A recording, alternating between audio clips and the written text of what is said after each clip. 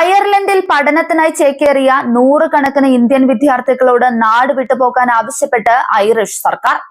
മികച്ച വിദ്യാഭ്യാസം, ഉയർന്ന ശമ്പളമുള്ള ജോലി, 2 വർഷത്തെ പഠനാനന്തര തൊഴിലവസരം എന്നിങ്ങനെ വാഗ്ദാനങ്ങൾ പെരുമഴ പോലെ വർഷിച്ചാണ് ഐറിഷ് വിദ്യാഭ്യാസ സ്ഥാപനങ്ങൾ ഇന്ത്യയിൽ ക്യാമ്പയിൻ തുടങ്ങിയ വിദ്യാർത്ഥികളെ ആകർഷിച്ചത്. അവരിൽ ഭൂരിപക്ഷവും പെരുവഴിയിലായിരിക്കുകയാണ്. ഇന്ത്യയിൽ സംഘടിപ്പിച്ച വിദ്യാഭ്യാസ മേളകളിൽ അയർലൻഡിനെ കുറിച്ച് നൽകിയ വാഗ്ദാനങ്ങൾ വിശ്വസിച്ചെത്തിയ ആയിരക്കണക്കിന് വിദ്യാർത്ഥികൾ ഇപ്പോൾ കടുത്ത പ്രതിസന്ധിയിലാണ്. പഠനം പൂർത്തിയാക്കിയിട്ടും യോഗ്യതയ്ക്കെത്താത്ത ജോലി ലഭിക്കാത്തതും സ്റ്റാമ്പ് 1G 2ാം വർഷത്തേക്ക് നീട്ടിക്കിട്ടുമോ എന്ന അനിശ്ചിതത്വവും വിദ്യാർത്ഥികളെ സാമ്പത്തികവും മാനസികവുമായ സംഘർഷത്തിലേക്ക് തള്ളിവിടുകയാണ്.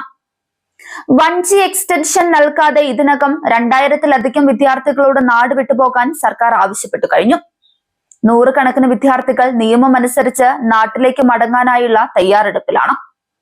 വൻ വായ്പയെടുത്ത് 20,000 മുതൽ 30,000 യൂറോ വരെ ചെലവഴിച്ചാണ് പല ഇന്ത്യൻ വിദ്യാർത്ഥികളും അയർലൻഡിലെത്തിയത്. എന്നാൽ അമിതമായി വിദ്യാർത്ഥികളെ പ്രവേശിപ്പിച്ച കോഴ്സുകളിൽ പഠിച്ചിറങ്ങിയ പലർക്കും തൊഴിൽ ലഭിക്കുന്നില്ല. ചിലർ മിനിമം വേതനമുള്ള ഹോട്ടൽ, റെസ്റ്റോറന്റ്, വെയർഹൌസ് ജോലികളിലാണ് തുടരുന്നത്. മാസ്റ്റേഴ്സ് പൂർത്തിയാക്കിയാൽ 2 വർഷത്തെ സ്റ്റാമ്പ് 1G ലഭിക്കുമെന്നാണ് പല വിദ്യാർത്ഥികളും ധരിച്ചത്. എന്നാൽ ആദ്യത്തെ 12 മാസത്തിന് ശേഷമുള്ള എക്സ്റ്റൻഷൻ സ്വാഭാവിക അവകാശമല്ല. യോഗ്യതയ്ക്കൊത്ത ജോലി കണ്ടെത്താൻ നടത്തിയ ശ്രമങ്ങളുടെ രേഖകൾ ഉൾപ്പെടെ സമർപ്പിച്ചാലേ 2ാം വർഷ അനുമതി പരിഗണിക്കുകയുള്ളൂ. അപേക്ഷ നിരസിക്കപ്പെടുകയോ കാലാവധി കഴിയുന്നതിന് മറ്റൊരു നിയമപരമായ താമസാനുമതിയിലേക്ക് മാറാൻ കഴിയാതിരിക്കുകയോ ചെയ്താൽ രാജ്യം വിടുകയാണ് മുന്നിലുള്ള ഏക വഴി. ഇതോടെ കടം തിരിച്ചടയ്ക്കാനോ കരിയർ പുനഃസ്ഥാപിക്കാനോ കഴിയാത്ത അവസ്ഥയിലേക്കാണ് നിരവധി വിദ്യാർത്ഥികൾ നീങ്ങുന്നത്. അയർലൻഡിന്റെ പച്ചപ്പും ശുദ്ധവായുവും സുരക്ഷിതമായ ജീവിതവുമാണ് ഇന്ത്യകളിലെ മേളകളിൽ പ്രചരിപ്പിക്കുന്നത്. എന്നാൽ ഡബ്ലിനിലെ ഈർപ്പവും പൂപ്പലും നിറഞ്ഞ 2 മുറി വീടുകളിൽ 12 മുതൽ 15 പേർ വരെ താമസിക്കേണ്ടി വരുന്ന സാഹചര്യമാണ് പലർക്കുമുള്ളതെന്ന് ഇന്ത്യൻ വിദ്യാർത്ഥികൾ ചൂണ്ടിക്കാട്ടി. താമസ സൗകര്യത്തിന്റെ പേരിൽ തട്ടിപ്പിനിരയായവരും സുഹൃത്തുക്കളുടെ വീടുകളിലെ സോഫകളിൽ കഴിയുന്നവരും സൗജന്യ ഭക്ഷണ വിതരണ കേന്ദ്രങ്ങളെ ആശ്രയിക്കുന്നവരുമുണ്ട്. വിദ്യാർത്ഥികളെ റിക്രൂട്ട് ചെയ്യുന്നതിന്റെയും പ്രവേശനം നൽകുന്നതിന്റെയും ഉത്തരവാദിത്തം വിദ്യാഭ്യാസ സ്ഥാപനങ്ങൾക്കാണെന്നാണ് ഐറിഷ് അധികൃതരുടെ നിലപാട്. പഠന വിസ അനുവദിക്കുന്നത് ജസ്റ്റിസ് വകുപ്പിന്റെ ചുമതലയാണെന്നും എവിടെ പഠിക്കണമെന്ന അന്തിമ തീരുമാനം വിദ്യാർത്ഥിയുടേതാണെന്നും സർക്കാർ വ്യക്തമാക്കുന്നുണ്ട്.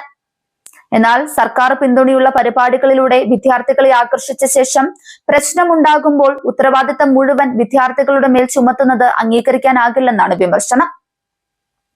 സ്റ്റാമ്പ് 1G എക്സ്റ്റൻഷൻ നിരസിക്കപ്പെടുന്ന സാഹചര്യങ്ങൾ, അപേക്ഷകളിലെ കാലതാമസം, ജോലി ലഭിക്കാത്ത വിദ്യാർത്ഥികളുടെ നിയമപരമായ വഴികൾ എന്നിവയിൽ വ്യക്തത തേടി ഡബ്ലിനിലെ ഇന്ത്യൻ എംബസി ഐറിഷ് സർക്കാരുമായി അടിയന്തര ചർച്ച നടത്തണമെന്നാണ് ആവശ്യം. പ്രതിസന്ധിയിലായ വിദ്യാർത്ഥികൾക്കായി പ്രത്യേക ഹെൽപ്പ് ഡെസ്ക്, സൗജന്യ നിയമ കുടിയേറ്റ മാർഗനിർദ്ദേശം, മാനസികാരോഗ്യ പിന്തുണ, സർവകലാശാലകളുമായി തർക്ക പരിഹാര സംവിധാനം എന്നിവ ആരംഭിക്കണമെന്നും വിദ്യാർത്ഥി സംഘടനകൾ ആവശ്യപ്പെടുന്നുണ്ട്. അന്താരാഷ്ട്ര വിദ്യാർത്ഥികളിൽ നിന്ന് ഉയർന്ന ഫീസ് ഈടാക്കുകയും വിദേശ നാണ്യം സമാഹരിക്കുകയും ചെയ്യുമ്പോൾ അവരെ അയർലൻഡിന്റെ വിദ്യാഭ്യാസ സമ്പദ് വ്യവസ്ഥയുടെ പ്രധാന പങ്കാളിയായി അവതരിപ്പിക്കുന്ന സർക്കാർ സംവിധാനങ്ങൾ പഠനം പൂർത്തിയാക്കി ജോലി തേടുന്ന ഘട്ടത്തിൽ ഉത്തരവാദിത്തം വിദ്യാർത്ഥികളുടെ മേൽ മാത്രം ചുമത്തി കൈയൊഴിക്കുകയാണെന്ന പ്രതിഷേധവും ശക്തമാണ്. സ്റ്റാമ്പ് 1G നീട്ടൽ നിരസിക്കപ്പെടുമോ എന്ന ഭീതിയിലും വൻ കടബാധ്യതയിലും കഴിയുന്ന ഇന്ത്യൻ വിദ്യാർത്ഥികളുടെ പ്രശ്നത്തിൽ ഡബ്ലിനിലെ ഇന്ത്യൻ എംബസി തുടരുന്ന മൗനം അവസാനിപ്പിക്കണമെന്ന ആവശ്യവും ശക്തമാവുന്നുണ്ട്.